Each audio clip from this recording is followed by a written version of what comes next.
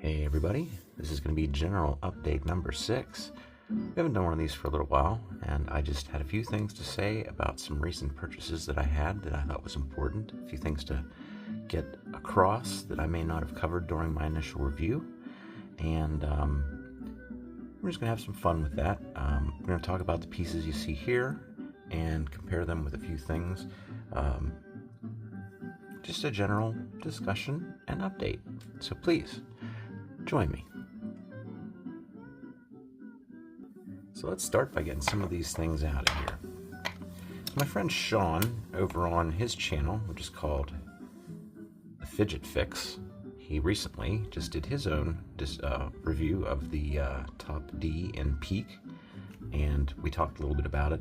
He had a lot of similar dislikes that I did, and I don't want to go through that review again, but I was left with the sense that he didn't like Peak based on everything he experienced with this one piece, and I think that's the only piece that he has that he's ever had that is made out of Peak yet. So I thought, I don't know if he'll be watching or not, but Sean, if you wanted to see real quick, I didn't want you to get discouraged because Peak is a really good material. Not so much for this, because it's just sort of too weak and flimsy for something of this nature, I think. But when you get it in a thicker design, and of course this is this is a Ding Ding slider from INS Works, and this is a second-hand piece from AliExpress, and this was, I just called a, what do they call it, a Xiaopeng. I don't know if that's the general style of these, but they're always 5 clicks. They're always this same size and shape, and then they always have a lanyard hole. No, not always, but I like these. But these are all Peak, and these, very nice, very nice. It makes its own unique sound. It's different than other plastics like PEI. I'll show you here in a second because I have all the different versions of this plastic. But you know, that's your Peak. And then what a lot of other people would have next would be PEI. These are all exactly the same design, so let's just compare those.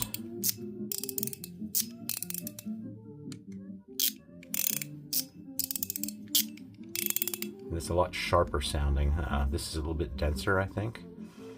So next would be this, which is, what's it called? It's nylon. It's a type of nylon. Well, I'm having a brain fart right now. Let me tell you what. POM. POM.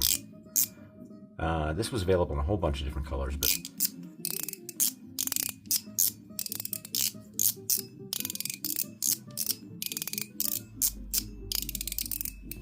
back to this one.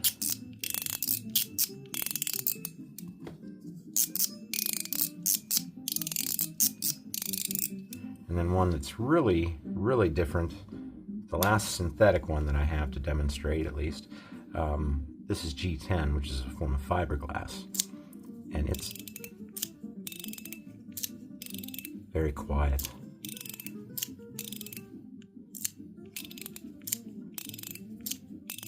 Almost a little chalky feeling, as I always use the word chalky because it's, well, it has a chalky appearance until the oil from your fingers darkens up the surface. It does have sort of a whitish appearance. Actually, all of these, I have a whole set of G10 spinners from Stedman, and they still have, now it's like a white dust. It almost looks like a white dust, which is probably residue left over from machining. They just didn't do a very good job of cleaning it up. So I imagine, you know, it's glass and fibers and stuff. Probably makes a lot of that white dust. That is my theory. But that's pretty mild.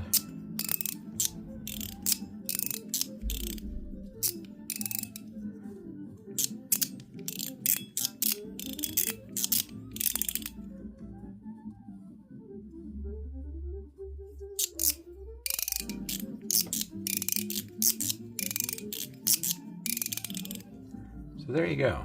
That is a nice comparison of 1, 2, 3, 4 different materials in the same design. And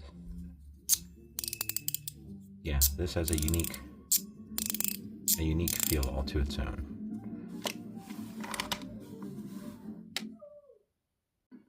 And another one for Sean.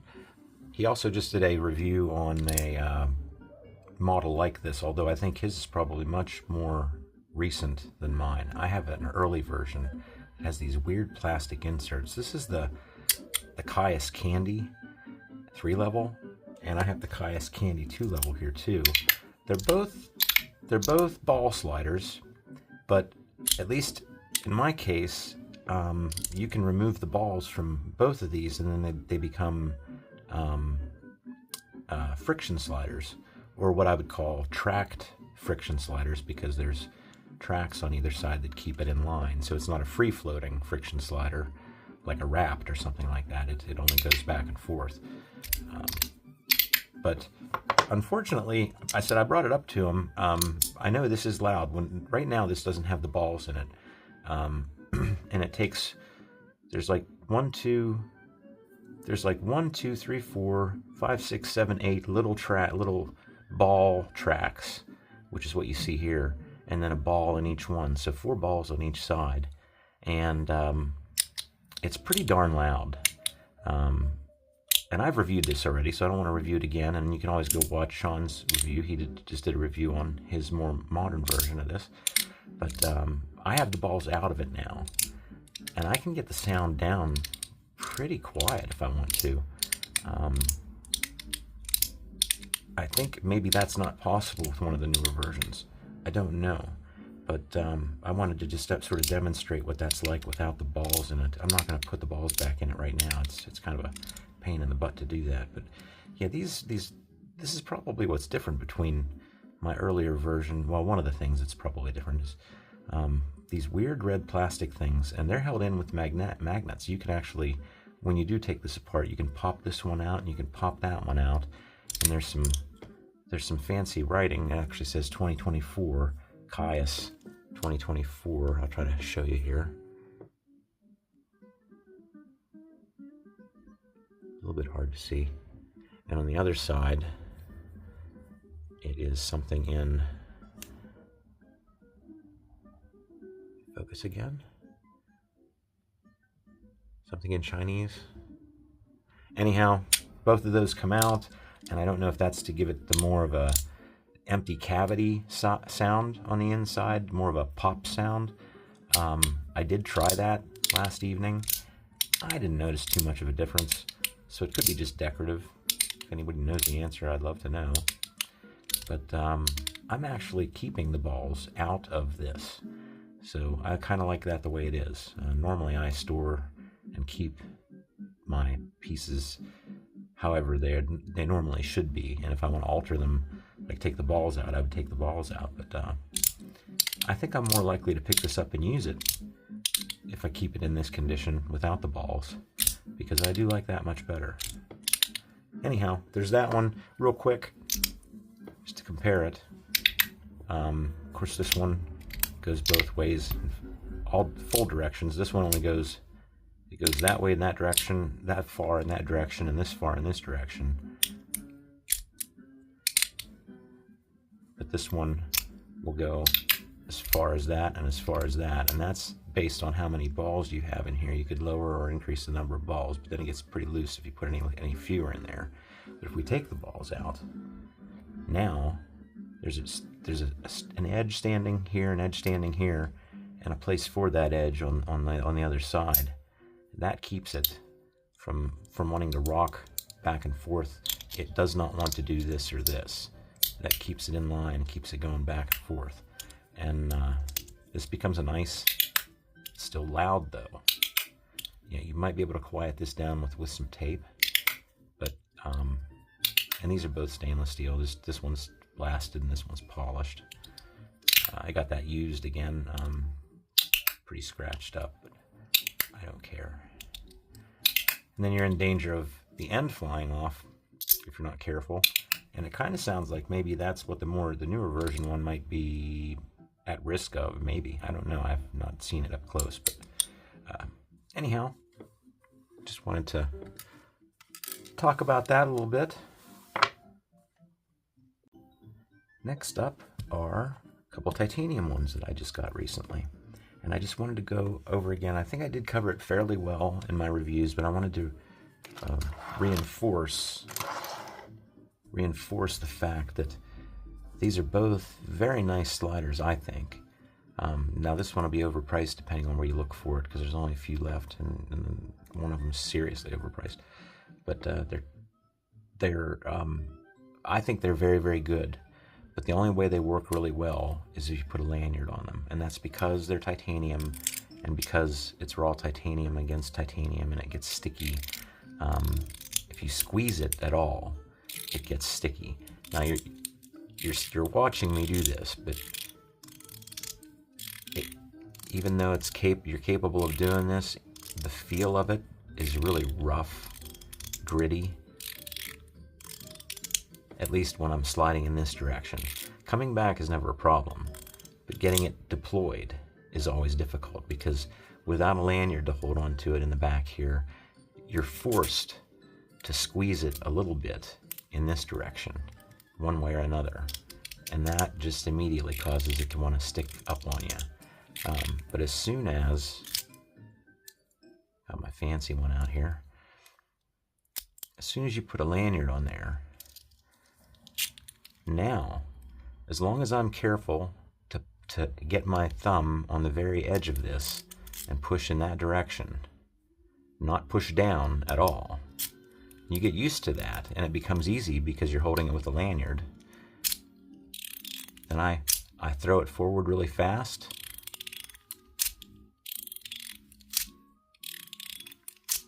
And honestly, this has become one of my favorites. But without that lanyard, it doesn't work worth a crap. So, word to the warning. Yeah, word to the wise. Titanium tends to be sticky. Fortunately, this one works out with a lanyard. And this one is not as bad. I think I failed to mention too. I'm pretty sure, in order to make these even easier to slide, that I put in the I have nylon balls instead of what came with this, which was probably either stainless steel balls or one of the ceramic balls. I like sometimes to use nylon balls with these mechanicals. It can make them very, very quiet and more of a texture experience. And a little less noisy. See how hard that can be to open up without the lanyard? This one's not so bad. Again, I have very light springs and those nylon balls in this one. So this one's actually, without the lanyard, is actually doable. Getting it to go backwards is not always. My fingers are fairly moist right now. That helps. But a lot of the time, especially in the winter, my hands are dry. And things like this, even though they're sandblasted, usually shiny stuff is very slippery for me, but and sandblasting helps. But if it's too dry, everything becomes too slippery, it seems. So this one works pretty well for me right now without it, but I can tell you from experience that being titanium, it works a lot better with a lanyard.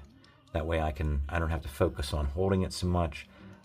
It's going to be right there no matter what I do, and I just need to concentrate on getting the edge of my thumb on the back edge of this, and then pushing it forward quick, and then coming backwards is never an issue. Going forward from back here is an issue because it's so far away. It's hard to get your thumb back here. But yeah, just wanted to go over that one more time. These two really, really do much better with a lanyard. And I had another one here that I wanted to go over with almost specifically because Sean over on his channel, Fidget Fix, he made a comment whenever I reviewed this. I think he liked it. I'm not sure if you were saying that this looks like something that would be too much work for your fingers, or if this was more looking like something that was up your alley. I wasn't quite sure what your response was there. But I think I've used it a little bit more now, and I can tell you that I tend to go into this play pattern right here. And I don't know how involved it looks. It's actually, to me, it seems a little less involved than a lot of other fidgets that I have. Like I said in my review, it's a fidget that you almost have to cradle in your hand. It's not something you hold. You can try to hold it like this, but it becomes unreliable when you turn your hand upside down. I wouldn't want to drop it. So it's something more that I cradle in my hand. And I just wanted to show this off again. If you had dexterity problems, arthritis or anything, this might actually be an easier one for you to use. Because the only thing I'm really doing is getting it into a location in my hand and then popping down this part with my finger and then coming up here and bringing it back. Not too much involved with it. Not too much dexterity, I don't think. But I wanted to go over that one more time. This is an interesting piece. And what a bargain, too. Under 45 bucks, titanium, that nice machining. Really happy with that one. This one I'm bringing out only because I wanted to bring attention to another fellow reviewer over on Fidget Focused.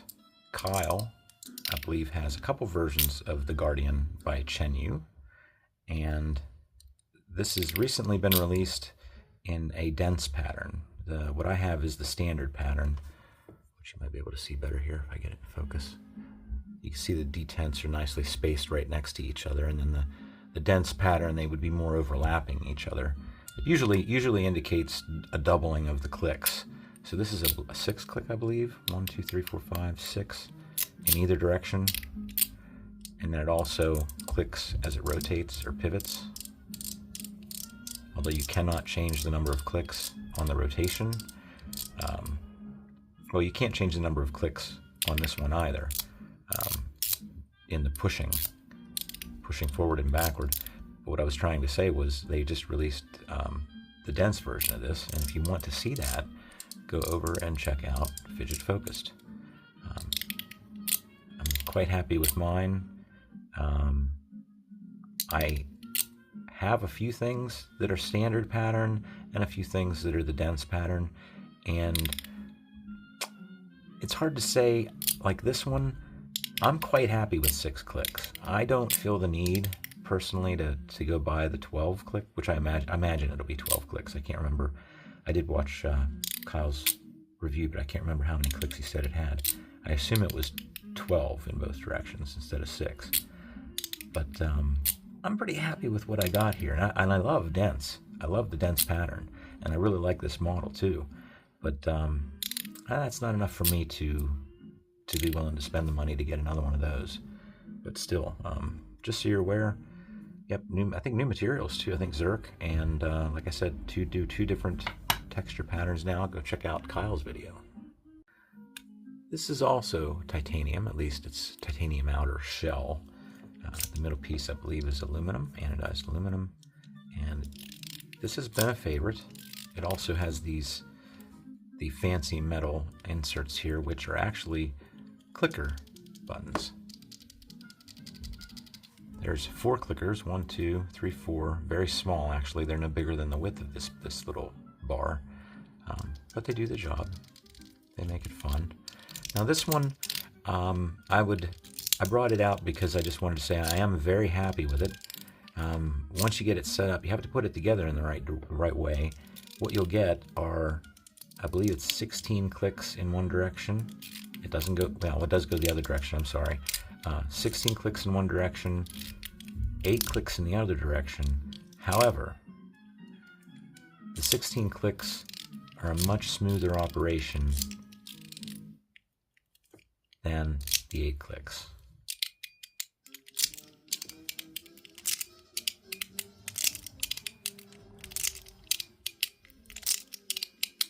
I don't care for that too much. And one of the reason I do like this side is because everything's spaced out nice and evenly. There's nothing weird going on. But in the other direction, there's still a little bit of play there. There's like half a click. And it was really difficult to count the clicks on this because of that. And for me, I think these haptics have a rhythmic function.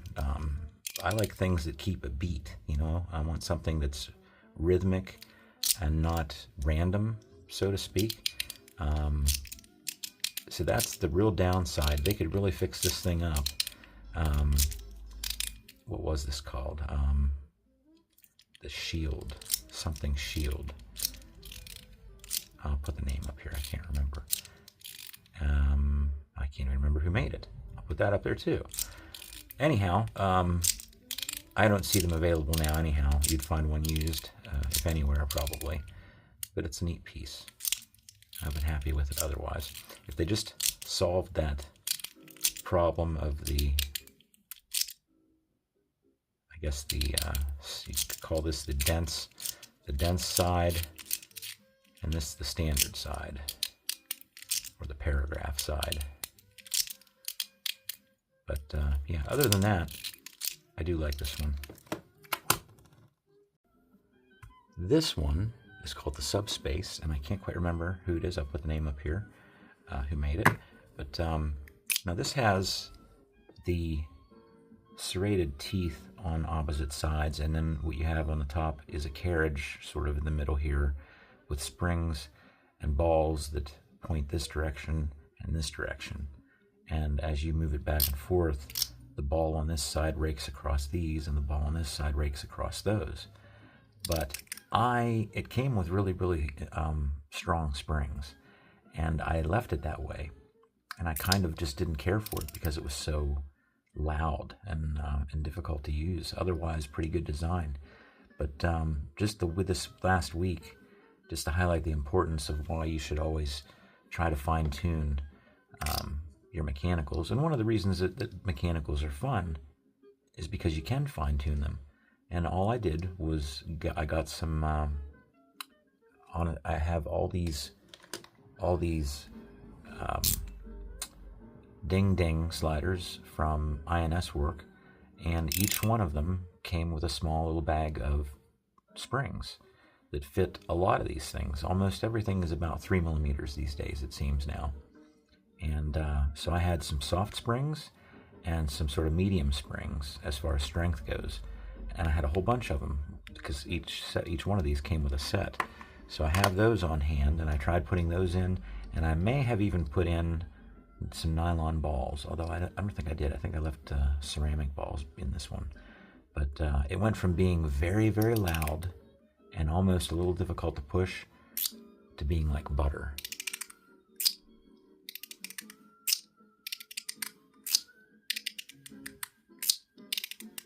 And it is just a change. It's a different animal. The only thing I have to compare that with, it's harder to see on this one, but this one has the same setup. There are geared teeth all along both sides, and then a little carriage with 2 springs and 4 balls, and they ride across those little gears, and that's how you get your clicks. This one was always very easy to push, very mild sounding, not very loud, not very hard to use, and I like that about it. Makes it easy to work. And now this one is more along those lines. This one is actually much easier to use now, even than this. And if I wanted to, I could put slightly stronger springs in there and tighten it up a little bit. Or another step might be, if you happen to have those little brass caps, then you could use those in combination with the soft springs to get it just a little bit stronger, you know. And then the next step would be just to try the stronger springs. And then if that wasn't strong enough for you, then you could try the strong springs with the little brass cap, and that would make it a little bit stronger. You know, keep tuning until you're happy with it. And I'm really happy with that, because I'd sort of written this one off as one that was like, well, neat idea, but too intense. Too intense. And now it's smooth as butter. So yeah, tune your mechanicals. The last thing I have to talk about would probably be one of my newest favorite mechanicals. And it's the EDC, 01 EDC. We're either calling it the SG2 or the Handy 2. I have no idea what to call it for sure. When my review video, I called it both. I said the SG2 or the Handy 2 because I think INS Work on the INS Work store on AliExpress was describing it as the Handy 2. This is stainless. It was only available in stainless at the time, and I don't think there's any left right now. But the middle part is Teflon. Then you have two limiting screws or limiter screws, which hit the end of this track here on either side, and that keeps it from sliding off the end. And you get, what was it, 24 clicks? Yes, 12 and 12. It only goes in one direction. But if you flip it over, sometimes you'll get a slightly different sound. And again, it's because springs are always just a little bit different. And then when you're holding it too, you're holding it in a slightly, well, the springs are in a different orientation. In this case, it tends to be a little loud when I call this the backside where it says SG2. When I have the backside facing up, it really gets loud on the second part coming back. And I'm sure if I tuned it and played around with it, that would probably go away, but it's just a matter of simply flipping it over in your hand and you'll get better results. And that's the same with a lot of these mechanicals. I love mechanicals, but they are just a little bit finicky. You might get the sound and feeling out of it holding it one way and not quite get what you like holding it the other way. So something to always keep in mind is you can always try to tune it and try to use it in different ways before you give up on it. So I think that's it. I was just looking for something to do, and I thought, I haven't done an update in quite a while, and I do have some new stuff on the way, so stay tuned for that. I will most certainly be doing videos for everything, and hopefully it'll dry out around my part of the world here. We've had a really mild winter, but a very wet winter, and it's been a wet spring. Just every weekend it's raining, and if not, it never dries out or gets a chance to dry out. So I am eager to get out in the woods and go camping, and I'll take you with me there too if you want to go. So I think that's it, friends. If you want to leave any questions or comments there, I'll get back to you as soon as I can. And as always, thank you for watching. Bye.